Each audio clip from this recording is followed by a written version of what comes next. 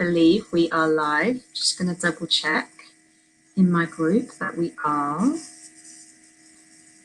Loading it. Yeah, we're here. Okay, welcome everyone tuning in. If you are in my Facebook group, Wellness for Women, and you are watching live, please come and say hi. I'm going to be keeping my eye on the comments. As always, if you have any questions as we're having today's conversation, please ask. And I am here today with the beautiful Ana. I'm going to let Ana introduce herself in a second, but I just want to introduce myself because you may well be watching this back on my YouTube channel or somewhere else. So my name is Sally Eccleston, and I'm a psychologist and yoga teacher supporting women with mind, body, spirit connection, specializing in menstrual health and trauma-informed practice. And this is one of several amazing conversations as part of Shift Your Mindset and Grow Into Your Potential. So Ana, thank you so much for being here. Would you like to introduce yourself to our listeners? Yeah, thank you so much for having me, Sally. It's really a pleasure. Yeah, my name is Ana, and I just really love living. I don't know how to introduce myself. That is the best introduction. I love living. Yeah, I'm a sucker for life. I just love to live. Yeah, I guess I could say that I'm Romanian and I live in England right now.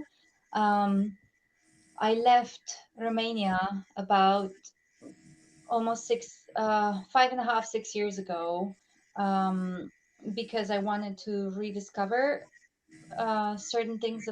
Yeah, I was very passionate about permaculture, and I was very passionate about doing things for change. And I left Romania because I was um, a bit depressed and I felt powerless. I felt really powerless with um, affecting change. And I wanted to learn about how to do that. I wanted to learn more permaculture, and I knew that I wanted a shift in perspective because what I was living in those times wasn't really serving me. And I realized that I was working in an office, and it was a fairly good job by some standards, but I just realized that with that kind of job, I couldn't do anything that I really desired to do, which is to work with nature, to work with people, to help preserve and actually enhance things around me. And I stumbled upon permaculture some years before that, and I just became so inspired because here was this tool. So for those of you who don't know what permaculture is, it's a type it's a new way of growing food that is also rooted in old practices, but it's basically co-creating with nature. So instead of going into places and with a definite plan in mind of like, this is a field for corn, this is a field for, whatever, and then creating monocrops. Actually understanding nature, what it wants from us, how we can work with it, so we can get the best results, but at the same time we're respectful towards wildlife and respectful towards the plants as well, which is just so important. So I became really inspired because here was the thing that not only has the ability to fix things in our world, let's say, but um, there's there are chances for absolutely wonderful, never before thought of amazing things that can happen in the world, like regreening the deserts in a matter of like 5 years, or just feeding neighborhoods. I mean, it was absolutely amazing. So I decided to leave because I wanted to study more. And I came to England, and I volunteered in on a couple of farms of people that wanted to do permaculture, but in the end they weren't very successful. So I learned what not to do. That was good. Um, so Important. that's actually very important. That is very Yeah, important. yeah, And yeah. then I arrived in Norwich and I volunteered with a charity that had very similar goals as mine. Hmm. And then I realized that if I kept volunteering all the time, then I wasn't really doing a service to myself because I wasn't taking care of myself. I had no money, and I was reliant on the people that I was volunteering for. So I decided to go back to work. However, I felt a huge resistance towards office jobs. I speak like three and a half languages, so I could have easily gotten a job, but I just felt so sick with being in an it was the office environment that just felt so unhealthy.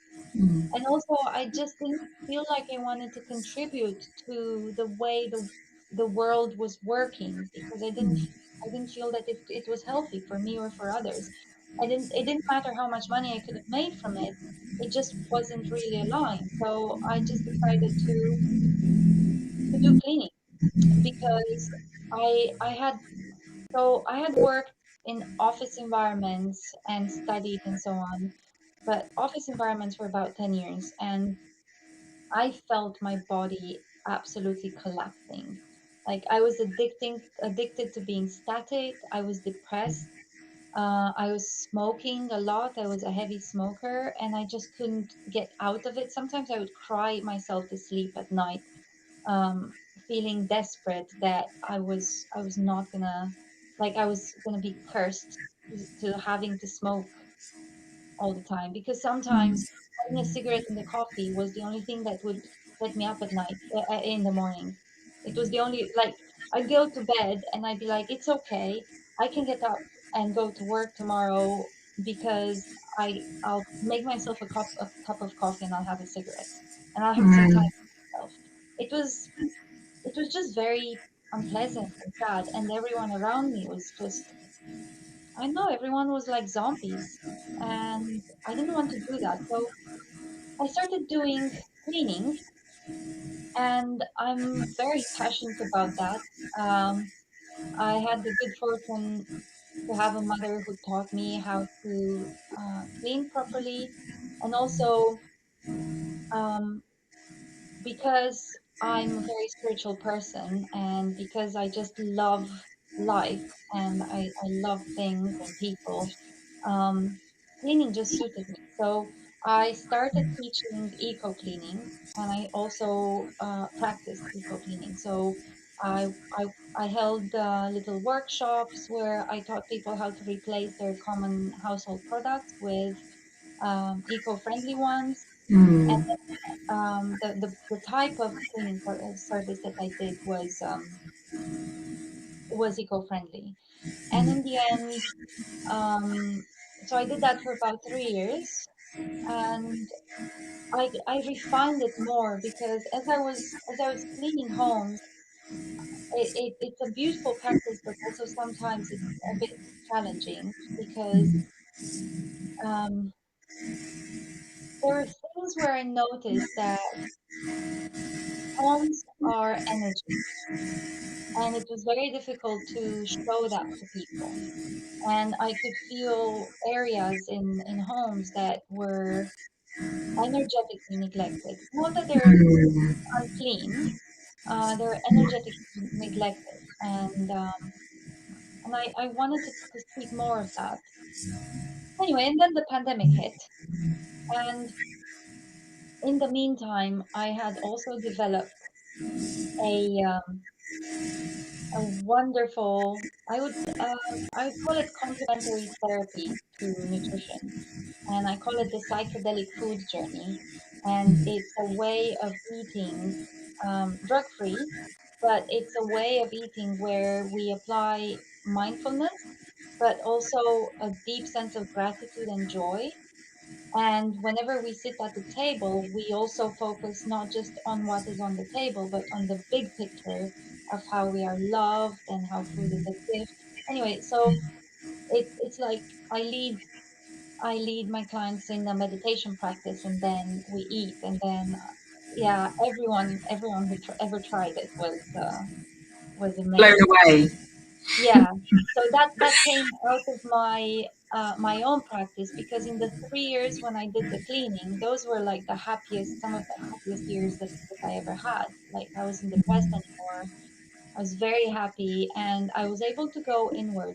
I was very lucky. I didn't have any dependents, and I didn't have kids, or so I was able to go inward. I was only working for enough to make money to pay rent and food and some clothes.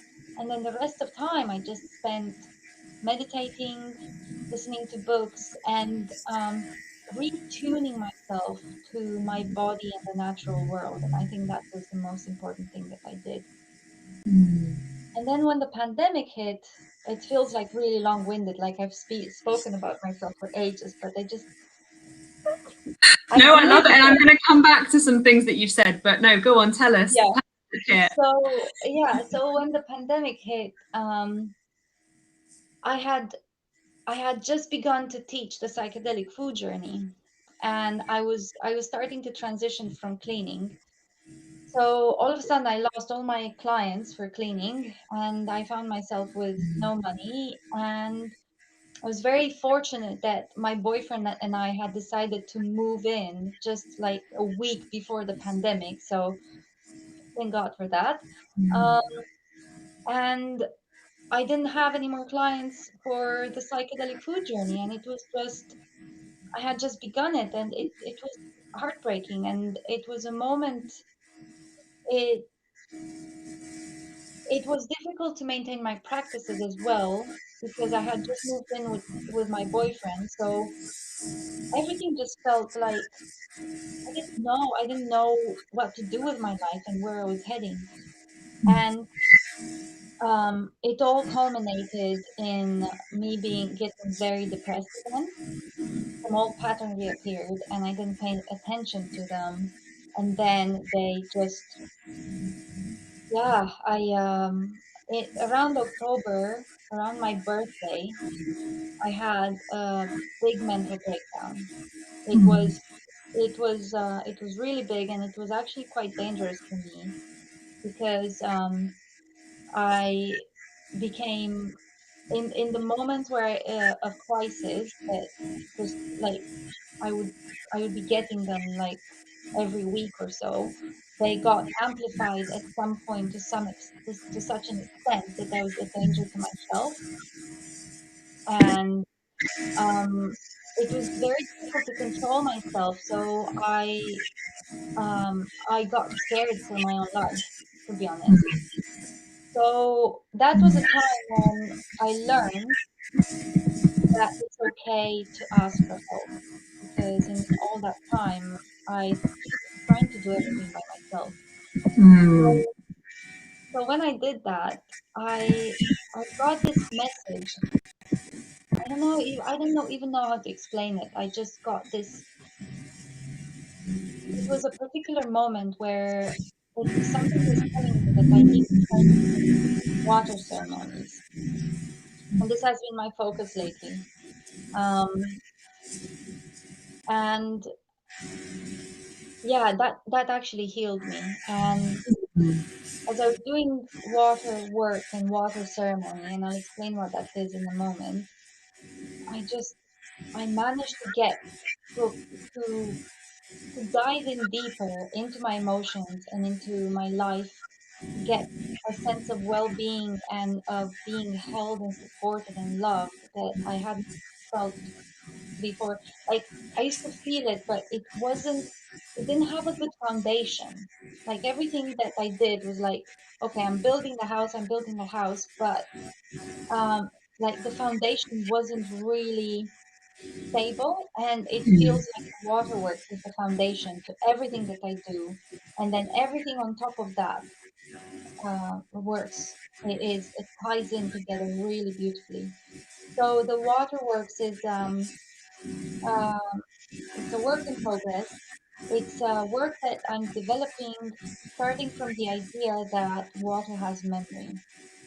Um, I knew about that for a while, and then I started living as if it's true. And for those of you that know about it, about, for example, Dr. Masaru Emoto, and about how water has memory, it's like everyone has heard the similar thing, but how do we apply it in our lives and how do we use it? So I started to experiment, I started to integrate that knowledge in my life, and it tied in with with my training as a Vipassana practitioner, and then with my training as a meditator in the psychedelic food journey, and it's glorious. I'm back. I feel amazing, and Mm. it's really good. So that's me. Mm. Beautiful. It's really good. Yeah, you can take a breath now. No, I loved all of that. And you know, the one thing that really struck me is the theme running through that is the depth of practice that you've had in connecting to what some people would consider the basics of life, right? Like the things that so well we all do. We all clean. Some of us clean more than other people, but you know, we all eat, we all drink water or have showers or connect with water in some way. We all end up with plates of food every single day. You know, we all have differing diets, but what you were saying about permaculture at the beginning, and I just find it so fascinating that for so many people that gets lost, you know, Yeah. because in this world of trying to better ourselves and trying to progress as people and trying to find the right job, you know, like it becomes for a lot of people this constant search. You know, Mm. I've seen that in myself, and I've seen it for other people as well, that we are constantly looking for something, that whether it's something about ourselves or whether it's a work or whatever it is, something that can be better. And I just love how much connection you found over time to the daily tasks, right? And Yeah. for sure, you know, you have your own spiritual practices, and you've mentioned Vipassana. But in this world that we live in that can be so frenetic and fast paced, and um, people can, it's just very easy to lose sight of actually what are the things that we can do every single day to connect and find joy and find inner deep wisdom and peace. And it doesn't necessarily have to be complicated. You know, it doesn't have to be complicated. Like you've just talked about feeling that you wanted to find out more about things and study more, and you know, about permaculture, but you've also just spoken about how you've returned to um, daily tasks and how you've had really difficult periods in your life, and you've found something that's helped you to reconnect. Mm. And I love how simple it can be. It doesn't feel simple. No. Yeah, it doesn't feel simple, but the actual, when you strip it all back, you know, when you get to the essence of what's going on. And my partner last night was talking to me about food production, actually, just to kind of go back to what you were saying about food and permaculture as well. And he was saying to me, I think he's reading this book that my parents bought him. There's a really interesting author, you might be interested in him. He writes a lot about the English countryside, I think. He's called Robert Macfarlane. He's written a lot of different books. And anyway, so my partner was talking to me about how we expect now food to be cheap, right? Like we, Yeah, yeah, exactly. It shouldn't be.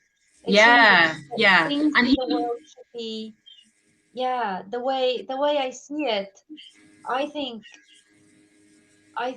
I really hope and I see this in the future. Like when I put my hopeful glasses on, mm, what I see is that more and more people will go back to growing food, and mm, that food will become not more expensive. Well, more people will be paid better for the food that they produce, but at the same mm, time, food will become affordable for everyone.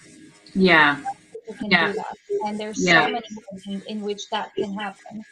mm, I just feel like in many instances, the way I like this to word it is like uh, everyone is busy building the roof of the house in this world, and mm, nobody's taking care of the foundation. mm, It keeps collapsing over and over and over and over again. But until we mm, know how to take care of the foundation, there's no way we can build a house. yeah, So for me, it was even during the pandemic. It made me smile sometimes how it was the first time in, I think, my lifetime that people acknowledged the key workers. And the key mm-hmm, workers aren't the doctors. The key mm, workers are the cleaners.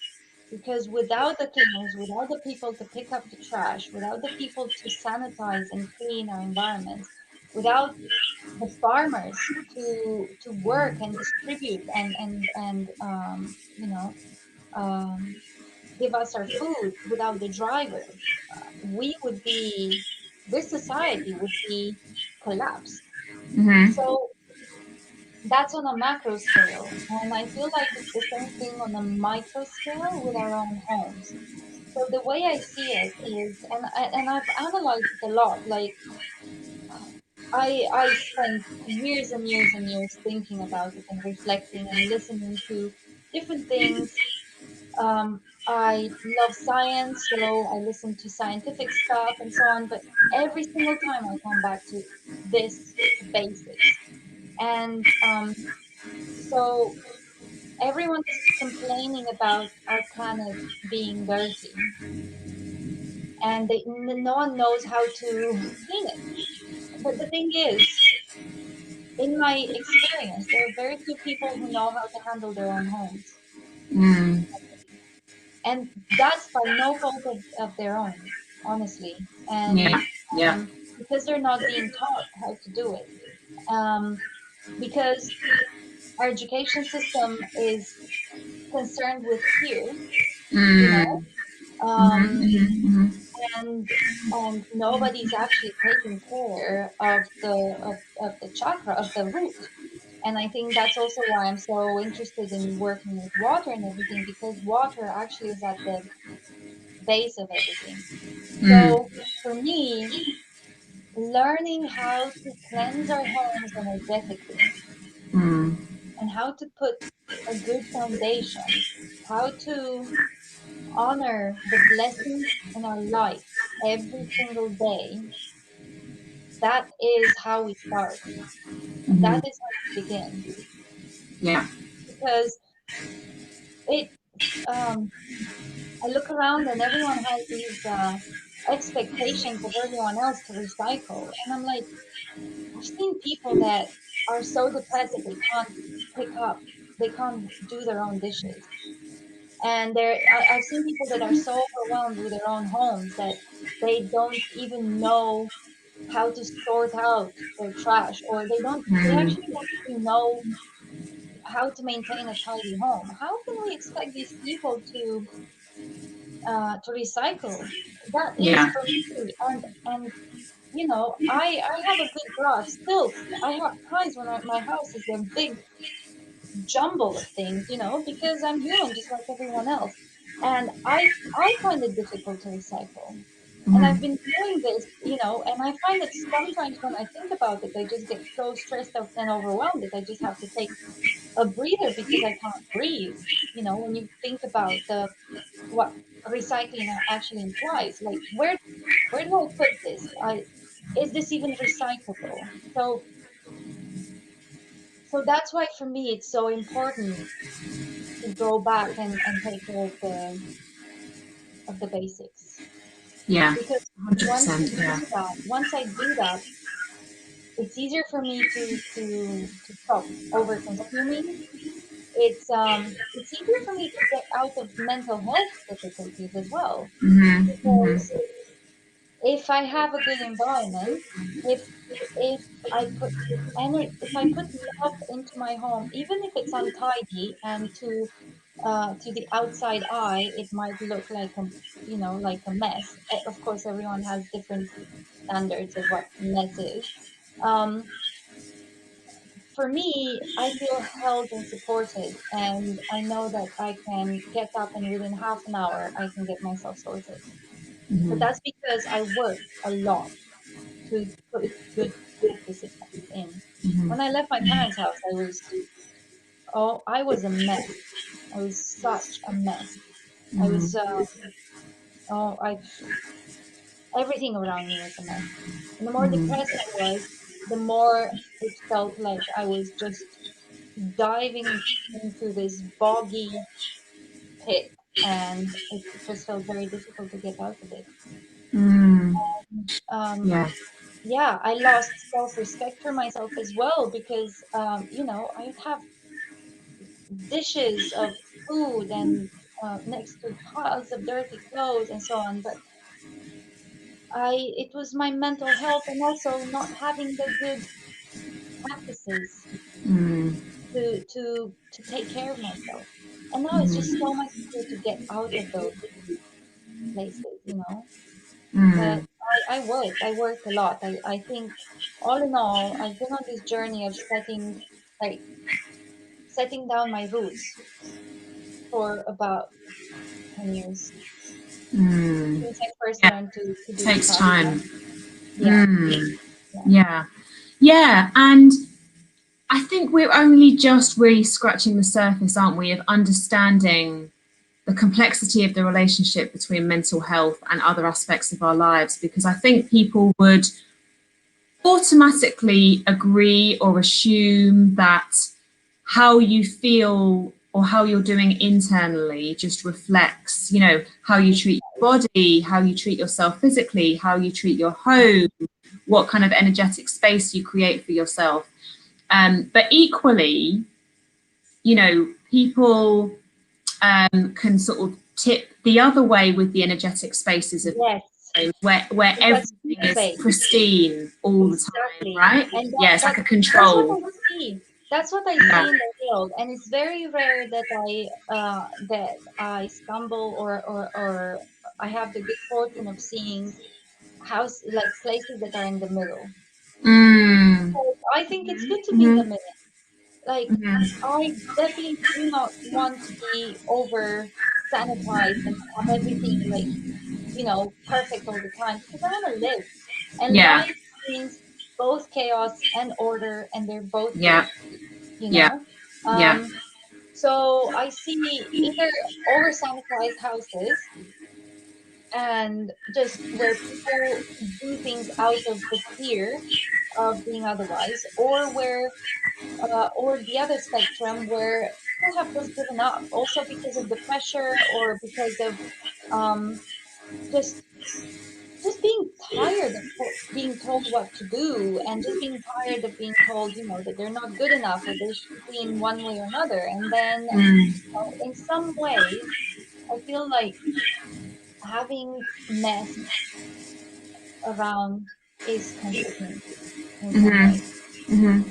Yeah, because it's Yeah. like a feeling of freedom. You know, Mm-hmm. it's like rebelliousness. I get to Mm-hmm. rebel Mm-hmm. from the system, but that is definitely something that still needs to heal because, well, not me. I mean, it depends on everyone. If somebody's completely happy like that, that is com- fine. You know, I'm by all means. who am I to judge? Who am I to judge Mm, anyone? mhm, Um, mhm, mhm. but it's just about being honest with what we want Yeah. and with what we can achieve. Because I feel like sometimes people are afraid to reach too far because they're afraid of the failure.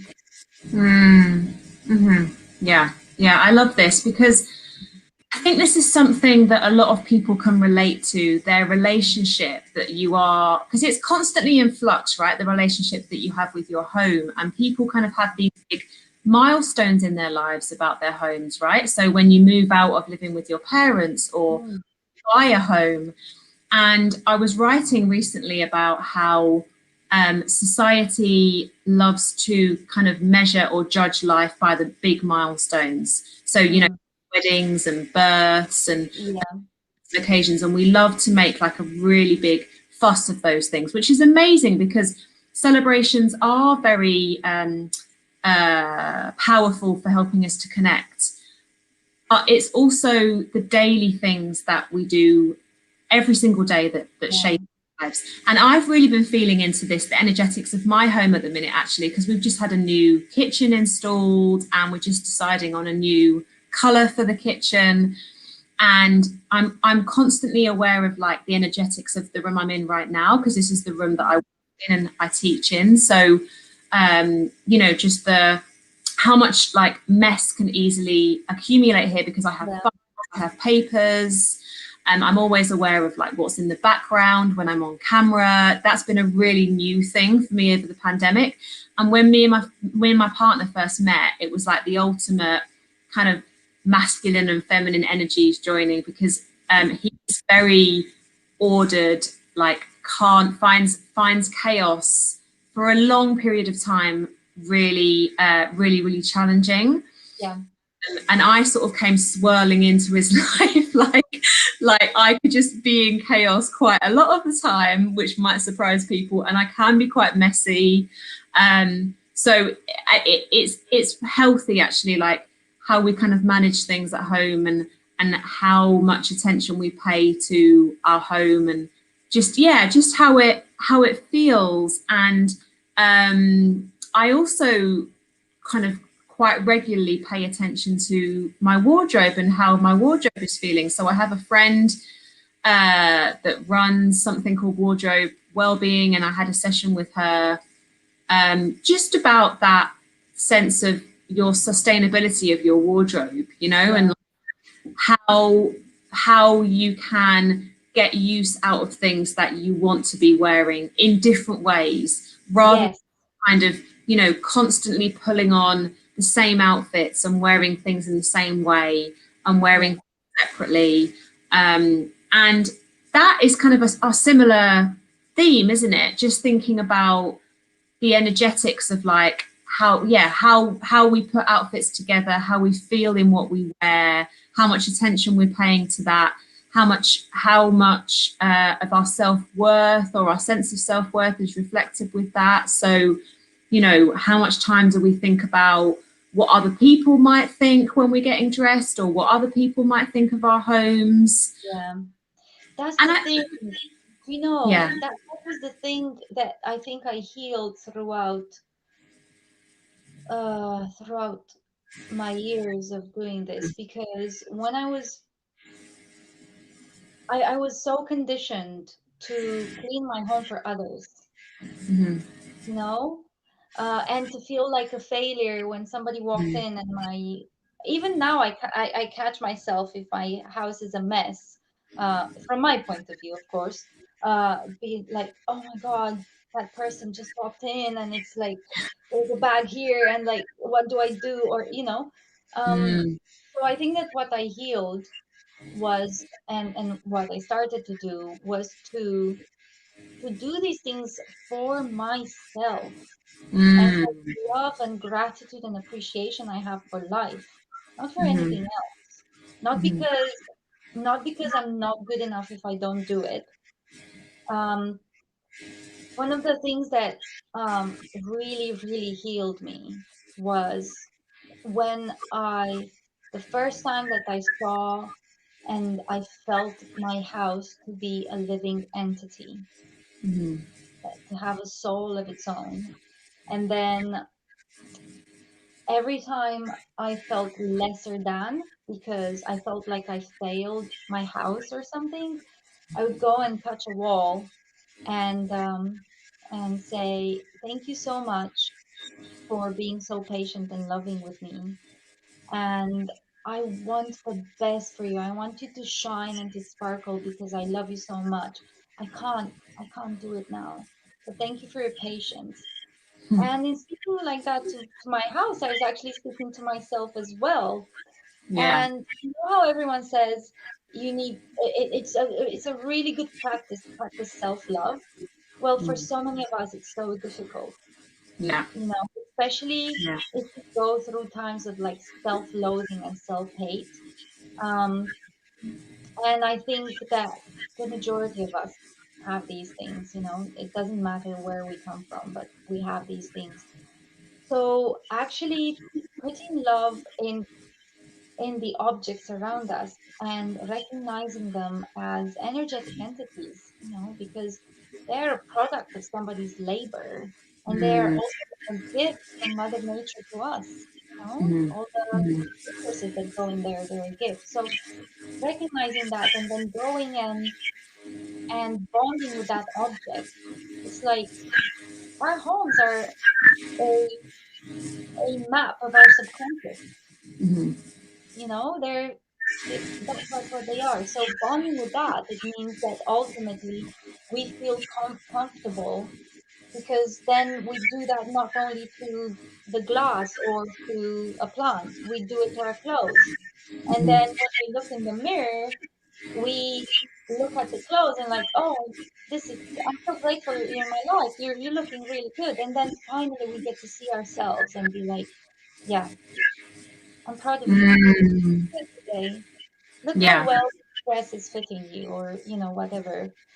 But that is my practice. Of course, there's many practices, but I really would recommend for people to start doing this sort of thing because it's very embodying and very Mm.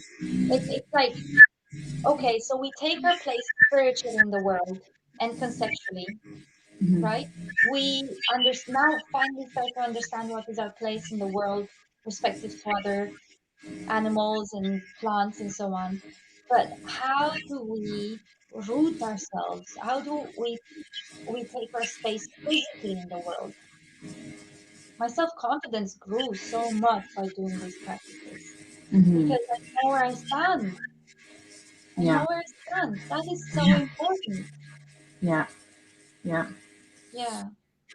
And there's, yes, so much that I could say, but I was just going to share something actually that I've brought into my life this week based on what you've just said. And I've been really aware of the patterns in my life that are empowering and the patterns in my life that are disempowering. And you can Mm. apply that to so many areas, right? Like how you dress, how you eat, whatever. And I decided to do something about my diet this week. And I think I realized that I'd got into this pattern of eating things based on the idea of them being treats or because I felt like I deserved them or because I feel like movement is such an integral part of my life that I could bring in sugar basically. And I kind of Mm. had to like really face myself in the mirror about it and kind of think, okay, am I wanting to make this shift because it's like a way of criticizing myself and punishing myself and stripping things out of my life that I enjoy? Or actually, you can reframe every change that you want to Mm. bring to your life, right? You can always Yeah. see it as something that's going to be a punishment or something that's going to be a celebration. So this week, I'm just going like back to basics with my diet, basically having like fruit every morning, having what am I having, like mung beans and soup and vegetables and quinoa. And anyway, you get the idea. But I Yeah. just want to bring that in because you can reframe everything that you Yeah. want to bring into your life, right? And I know, like, you know, obviously here in the UK, it's been a bank holiday. Bank holidays are in the UK are linked with a lot of drinking and eating and a lot of celebration and then it's like we fall into this thing of, oh well, I've tipped that way on the scales and therefore Mhm.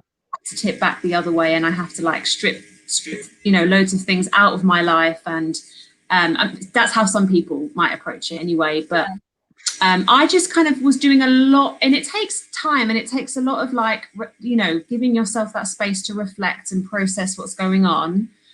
And I was just kind of like, no, do you know what? I want to celebrate the abundance of you know, vegetables and fruit that I have access to, because even that in itself is a blessing.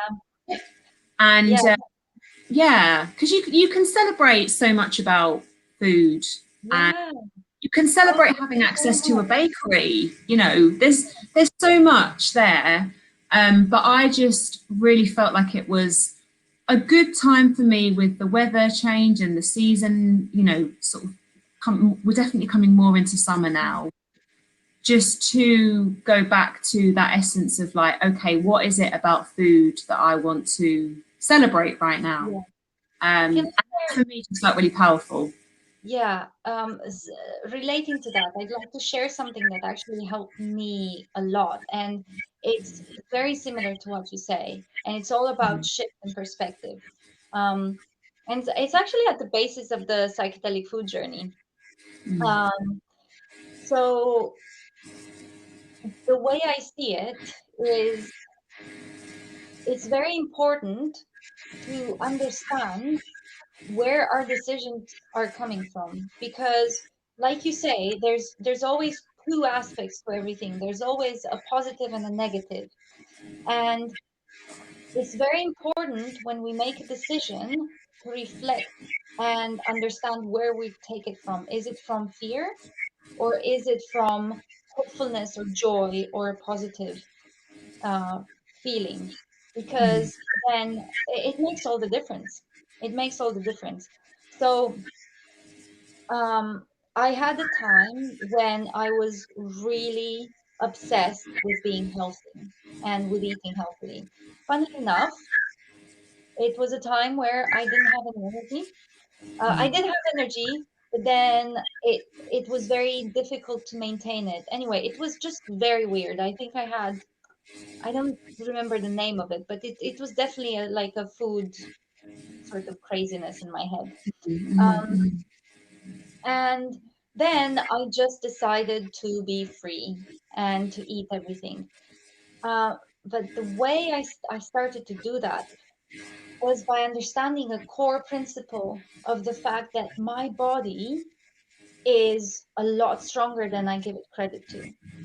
And the only one, the most important thing that could stand in the way of my body to be healthy is my mindset, is how I feel about things. So that allowed me to have treats. So I eat ice cream now. I love ice cream. But when I do it from a very wholesome feeling. You know, from like I do it consciously and I enjoy it and I thank it. And I thank my body. Um, and I had the time. So in order to heal that part of that was imbalanced, like with being obsessed about food and health, and just feeling really scared of everything, that I was even scared of drinking water, and that was just um so in order to heal myself from that, I was like, okay, I'm just gonna learn that my body's strong, and I'm just gonna lean into it, and I'm just gonna, yeah, that's my mindset, that's what I want to do. And then, so I dived into the whole junk food and everything. I was not feeling the best. But now, uh, after I got out of the junk food area, and I did it from a totally different perspective. I just said, thank you, my body, for holding space for me and for my emotional needs, you know? And I love you and I want to serve you. I know how I want to feel. And that's where I make my decisions from. How do I want to, Mm, do I want to feel like I am a sovereign being, autonomous, empowered in my own life?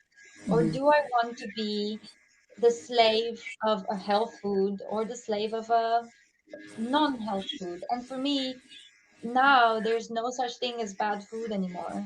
There's just bad thinking, mm, And if energetically it doesn't fit with me, if in that moment it doesn't fit with my empowerment, then I will not have it. mm. But if it does, then I will. Because cookies are nice sometimes. But I had two today, and that for me was enough sugar. I didn't need more, you Yeah. know. Um, and I probably won't have any for another week or two or so on. But I am free, and I'm allowed to Mm, enjoy everything that I want. And my goal is to be vibrant and alive and happy. So then that is where I make my food choices from. And it sounds it resonated very much with me what you said about how you decided uh, to look at food. It's mm. so important. It's so Yeah. so important. Yeah. Yeah. 100%. Yeah. Yeah. And the driving force behind the decision, basically, isn't it? Like the pattern of thinking that informs it.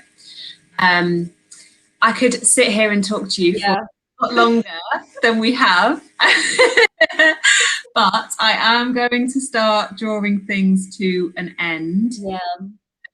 I really want you to share something about your water ceremony, or just at least mention the details of it so people know how they can find you and connect with you. Mhm. But for that, I think really we've been kind of touching on, you know, your starting points and what you would invite for other people or encourage for other people.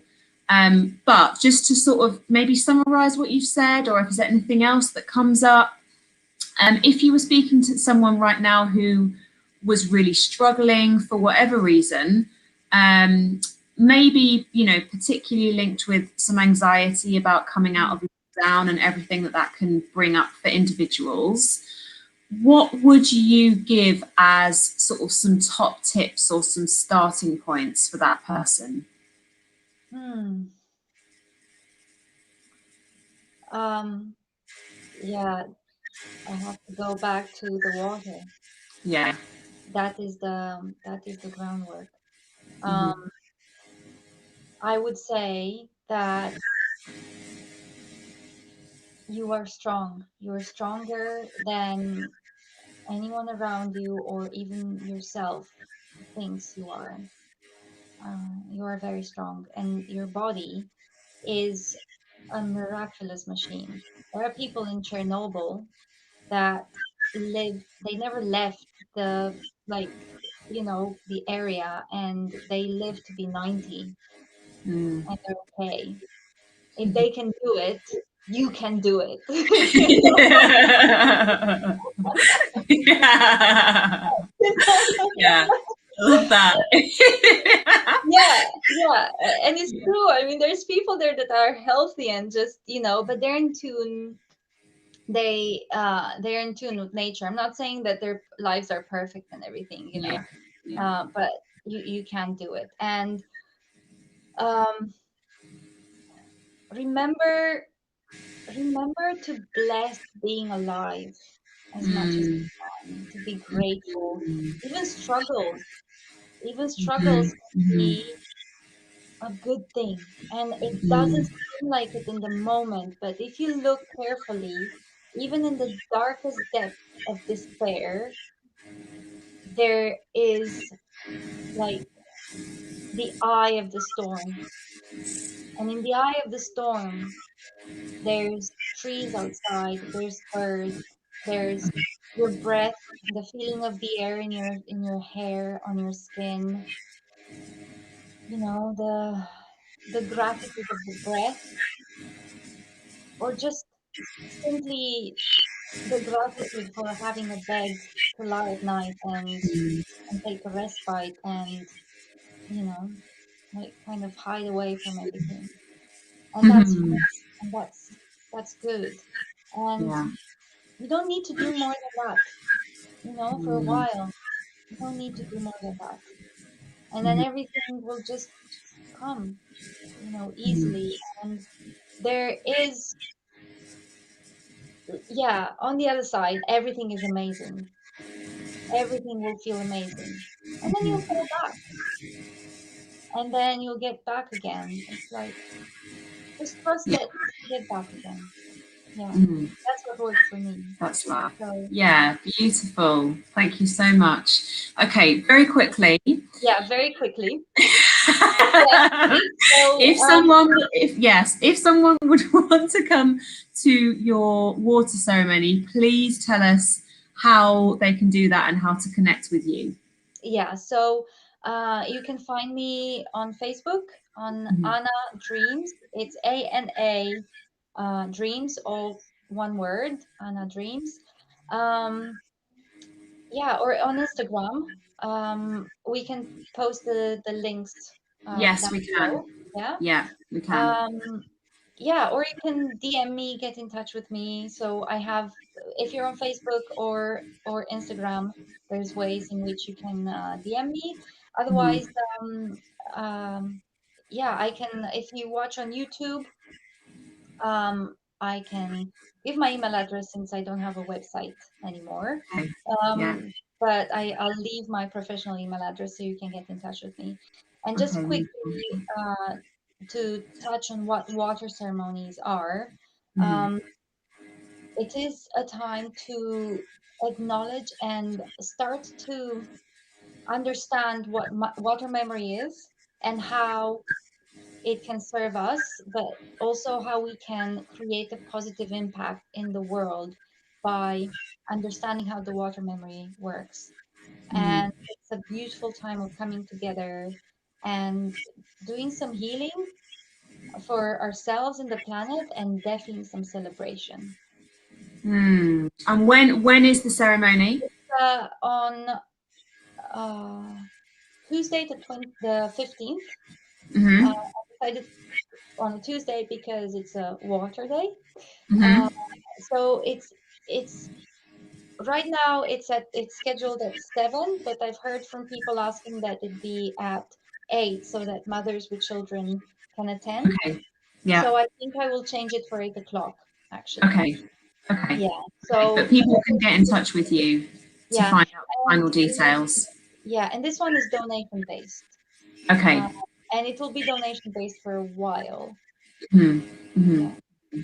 Beautiful. Okay. Wonderful. Thank you so much, Anna, for coming on. And yeah, I really love this Thank you conversation. so much. I We will loved it. post all of your contact information and people can get in touch with you directly. All right. Sending you so much Thank love. Have a you lovely evening, too. Anna. Thank you so Yeah. much. Bye. Bye. Bye, everyone.